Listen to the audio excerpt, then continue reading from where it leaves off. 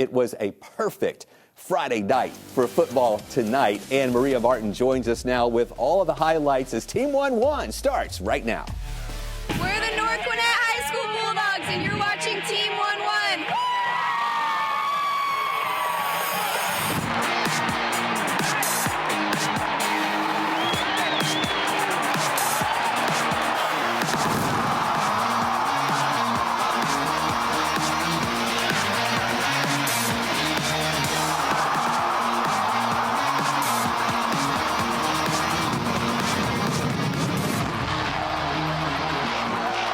Hey, what's up, everybody? Happy Team 1-1. Officially football weather out there. I was out there. It was gorgeous. The games are better than ever, and we are inching closer to the playoffs. Let's jump right in with our first game, courtesy of our friends at Board and Compete. Starting with a game that will likely decide the 5A Region 8 title, North Oconee hosting Eastside. We got Harrison Faulkner, who's the son of Buster Faulkner, the OC for Georgia Tech, over the middle to Dallas Dickerson. This one in traffic, but he scoots past a couple defenders, breaks free for the touchdown. 7-0. Then Jaden Barr, the Eagles with the football. He's a Georgia Tech commit. He goes in the wild cut up the gut for the Eastside touchdown, all tied at 7. Then second quarter, Faulkner scrambling around back there, finding a wide open Landon Roldan. He's a Georgia commit. Look at that rivalry starting early. Another Titan touchdown is good. Later in the second, Barr again to the outside. Basically stiff arms a dude off of him and into the end zone. This one came down to the wire. North Oconee wins in a nail-biter, 40-35. They're now 8-0 on the year. We're the Chattahoochee Cougars, and you're watching Team 1-1. Great job, girls. Chattahoochee is riding a 3-game win streak. Roswell has a streak of doing well on the road. They've won their last 6 away from their own home territory. Chattahoochee struggled to move the ball against a strong Roswell defense. Special teams trouble right here. Look at that punt blocked. Shamar Vick runs it back for a touchdown. We talk about the importance of special teams, and there it is. Roswell on its next offensive drive. They will score again when quarterback Trey Smith keeps it himself. Good vision there as he finds the end zone for 6. Roswell not letting off the gas tonight. Smith connects with Ethan Gurella for the touchdown. He had a lot of open air on the edge there. Goes up 28-0 early in the second quarter. Roswell wins, and they win big, 63-7 the final. All right, everybody, we know how much Kirby Smart just loves to recruit in his own backyard. He does it well, too, by the way. Marcus Greaves joins us in studio now with the latest Georgia high school star taking his talents to Athens in this week's recruiting spotlight. Yes, hey, Marcus. He is an animal, by the way. I'm just going to let everybody know. And dog fans, you should be excited. And when someone is called a jack of all trades, you know they mean business. And that is certainly the case when it comes to Douglas High School safety, Jonte Gilbert. I can play all 3 positions in secondary: nickel, safety, and corner. Versatility is what makes Douglas safety Jonte Gilbert special. My tackling ability, my covering ability, my instincts. But it's not just the defensive side of the ball that he understands. So I just break down film different. If you ask me, I know what the quarterback going to do, I know what the receiver's going to do, I know what the line's going to do. So really just knowing what everybody's doing on the field. No. Gilbert suited up and played varsity as just a freshman, which helped him develop so quickly and turned him into the player and leader he is today. 9th grade year, they put me in the 5. I got on the field early. My freshman year, 10th grade year, I had developed a role as a leader. I'm really quiet, but, as years going on, I've been vocal as well. And now, Gilbert will join one of the best defenses in the country in Athens, suiting up for Kirby Smart and the Dogs. Kirby Smart, probably the best head coach in college football right now, which is good. I'm trying to get developed. They put guys in the league, which I'm trying to do. And, hopefully start as a freshman, making first team all SEC, all the years, yeah. So that's good.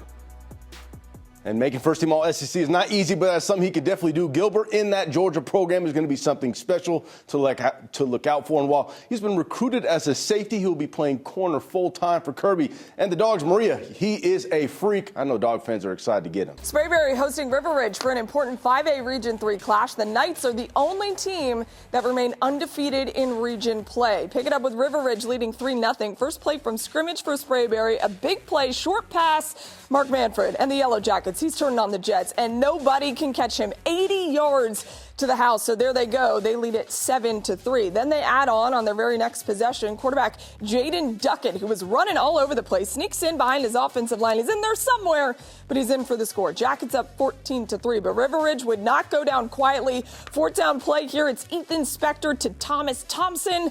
Big conversion in Sprayberry territory leads to Speck keeping it for the touchdown. This one really close throughout. A nail-biter. Sprayberry wins 30-27, your final. Welcome back, everybody. I'm Reggie Chapman at our Team 1-1 game of the week as Noonan hosts Langston Hughes in a battle between two teams 5-1 on the season, both of which undefeated in region play. Langston Hughes comes into this game averaging just under 53 points per game of their wins, and they kept that momentum rolling tonight. First drive of the game for Langston Hughes, the toss to Carson Baker, who does the rest. How about 65 yards into the end zone as Langston Hughes takes an early lead. Their second drive, though, same play, different result. Baker would fumble the ball. The defense would come through for Noonan, but the Panther defense dominant on the other side. They come up with a sack. They held Noonan to 7 total points on the night, and offensively, they just kept piling it on. 22-0 at half. How about the throw from Christian Langford to Maurice Gleaton? Called a touchdown in the end zone. This one a dominant victory for Langston Hughes, who improved to 6-1 on the year, winning 48-7. We got to talk about the offense. Felt like everything was working for you guys. Hey, yeah. So when we offensively, we were sputtered a couple times, but we came out of halftime. We kind of made some adjustments. On off those adjustments, they played lights out. All right. Now we talk about adversity. You know, we had some adversity throughout the week. We kind of bounced back. We kind of rallied. So that's why that fumble. I told them we'll be fine. Defense said, we got you. They didn't get in the end zone. They got the ball back. We got the ball back. Had a couple good positive drives. Got 6-1 on the year right now. How can you guys get to 7-1? Playing selfless football, believing in each other, playing as a team. Hughes looking like they have in the past. Good stuff, Coach. South Cobb is looking for their first win over Harrison since October of 2016 tonight. Let's see if they can get it done. Austin Perry around the left side, and he gets in for the touchdown. 7-0 Harrison. Xavier Hill on the next play, keeping it himself, running all over the place. Look at him zigging and zagging back there. 60 yards to the house, so that paid off there. This one all Harrison. It was big. They win 52-0. Pair of great quarterbacks on display in this one. Cambridge and Centennial battling it out, and the Bears, they love to put up those points offensively. Pick things up in the second half. Centennial down by 2 scores, needing to get things going pretty quickly. They do when Hunter Campbell connects with Mason Klein, who runs it in for the touchdown. Then Centennial needs a great defensive stand, and they get one, a sack. Isaac Duverson making that big sack behind the line of scrimmage, but the drive continues and Cambridge finds the end zone. Weston Taylor connecting with Craig Dandridge. Nice pitch and catch. Nice little move over the goal line there. Cambridge looking to pull away, but early in the fourth quarter, Campbell connects with Junior Howard. He had a lot of time back there. Nice little arc on the ball. That would give Centennial the lead 32-31, but guess what? Cambridge makes the comeback. Woo, that one was crazy. 46-39, the win. So a lot of DeKalb teams off this week. Southwest DeKalb and Tucker, though, they're playing in a region matchup for their 24th all-time meeting. First quarter, the Panthers down 7-0. Braylon Carter connecting on a very nice deep ball to Rameek Thomas for the touchdown. This one knotted at 7. Tigers answer back. Jace German does it himself. Takes it from 40 yards out, just had to get past the secondary there, and he does it. 14-7 lead. Then all right before the half, Tamir Rudolph taking the carry up the gut. He had a couple of breaks to make. He looks pretty shifty. Look at all these shifty plays that we got on Team 1-1 tonight. This one tied at 21 there. Southwest DeKalb wins it 42-35 in overtime. Coming up next, folks, who's going to get the helmet sticker for this week? I've got a feeling it's going to be someone that you might see on Saturdays next year. Buckle up. You don't want to miss this. That's next.